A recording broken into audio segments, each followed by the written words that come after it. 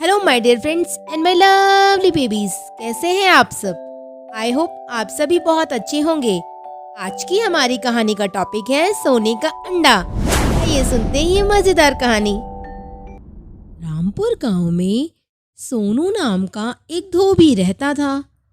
उसके पास बहुत सारी मुर्गियां थीं और वह मुर्गियां रोज 100 अंडे देती। सोनू उन अंडों को ले जाकर बाजार में बेच कर आता। इसी से उसका घर चलता। सोनू अपनी इस पत्नी सीमा से बोला, सीमा, मैं अंडे बेचने जा रहा हूँ, तुम मुर्गियों को खाना डाल दो। हाँ जी, मैं डाल दूंगी, आप जाइए। सोनू अंडे बेचने के लिए चला जाता है। सोनू और सीमा अपनी मुर्गियों से बहुत ज़्यादा प्यार करते थे, क्योंकि वह मुर्गियां ही तो उनका घर चला रही थी। कभी कभी अगर मुर्गियों के अंडे बच जाते तो वो दोनों उन्हें गांव के लोगों में बांट दिया करते। एक दिन सोनू अपने घर एक फ्रिज लाता है। गांव में किसी के घर में फ्रिज नहीं था। सोनू अपने पड़ोस में रहने वाले कालू के घर मिठाई लेकर जाता है। लीजिए कालू भैया, मिठाई खाइए। मिठाई? किस बात की मिठाई? वो कालू भैया, मैं अपने घर नया फ्रिज लाया हूँ। क्या तू फ्रिज ले आया? ये तो बहुत अच्छी बात है। कालू सोनू से बहुत जलता था। जब वो चला जाता है तो कालू अपनी पत्नी से कहता है, लगता है इसकी मुर्गियाँ बहुत काम की हो गई हैं। उनके अंडों को बेचकर तो ये अमीर बनता जा रहा है। और एक सुसरी हमारी गाय है जो दिन भरे में 5 लीटर दूध देती है। हाँ जी, मैं भी इसी बात से बड़ी परेशान हूँ। इनके घर में हर दम नई चीज़ें आती रहती हैं और तो और हमें जलाने के लिए मिठाई ले आते हैं। पता नहीं कहाँ से इनकी तरक्की हो रही है।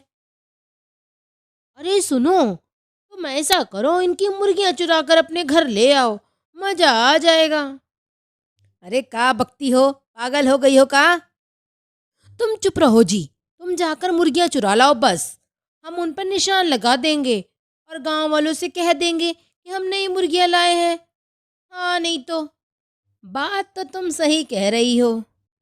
रात में जब सोनू और सीमा सो रहे होते हैं तो कालू उनकी मुर्गियाँ चुरा कर ले आता है और उन पर निशान लगा देता है और फिर जाकर अपने घर में सो जाता है। अगले दिन जब सोनू और सीमा सोकर उठते हैं तो मुर्गियाँ गायब होती हैं। हे भगवान, मेरी मुर्गियाँ कहाँ चली गईं? सुनो जी, जल्दी देखो, बाहर आओ, हमारी मुर्गियाँ उठाकर ले गया है कोई। क्या क्या कह रही हो? अरे सीमा, हमारी मुर्गियाँ कौन ले गया? जी मैं भी तो बड़ी परेशान हूँ।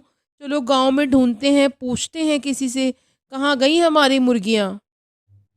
सीमा और सोनू को अपने पड़ोसियों पर बिल्कुल शक नहीं होता। वो पूरे गांव में मुर्गियाँ तलाशते हैं पर मुर्गियाँ कहीं नहीं मिलती। तब दोनों जंगल में बैठकर रोने लगते हैं।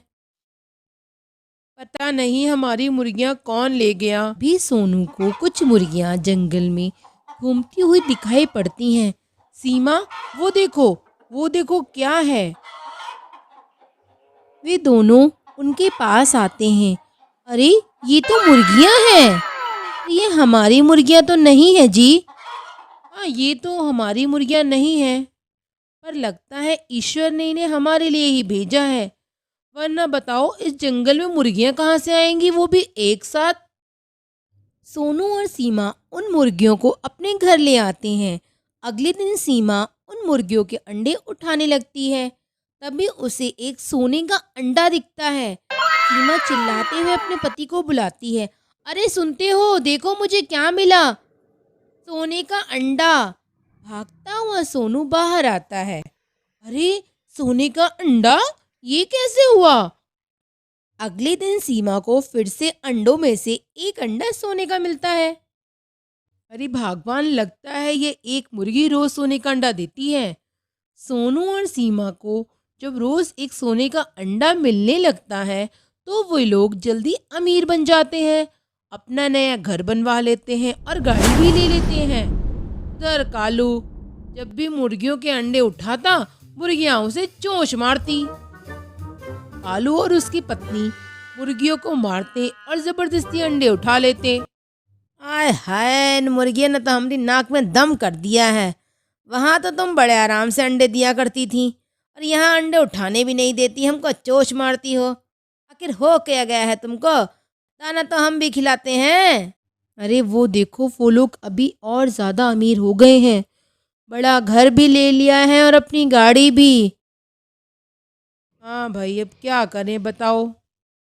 कालू अगले दिन रात के समय जब सोनू और सीमा सो रहे होते हैं तो उनके घर चुपके से जाता है और उनकी बातें सुनने लगता है। सोनू बोलता है, आज हम जो भी हैं अपनी मुर्गियों के कारण हैं।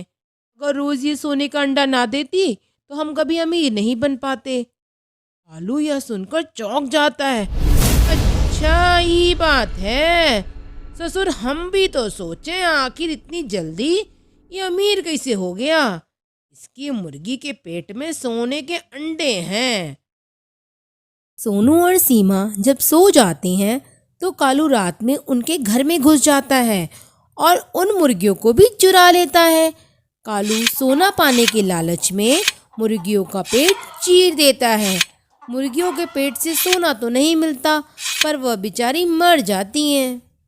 कालू की पत्नी बोलती है, अरे जल्दी करो, जल्दी इन मुर्गियों को कहीं फेंक कर आओ वरना हम फंस जाएंगे। लेकिन जब कालू मुर्गी लेकर जा रहा होता है तो गांव का चौकीदार उसे रोक लेता है।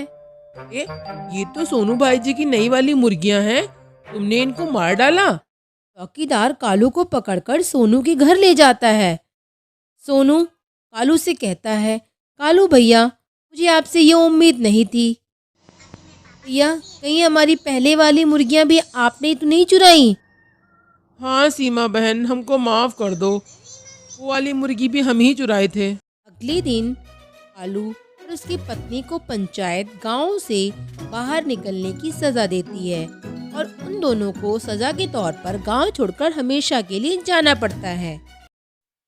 इस कहानी से हमें यह सीख मिलती है, हमेशा अपना कर्म करना चाहिए, दूसरों से जलन नहीं करनी चाहिए और ना ही कभी किसी के साथ धोखा करना चाहिए।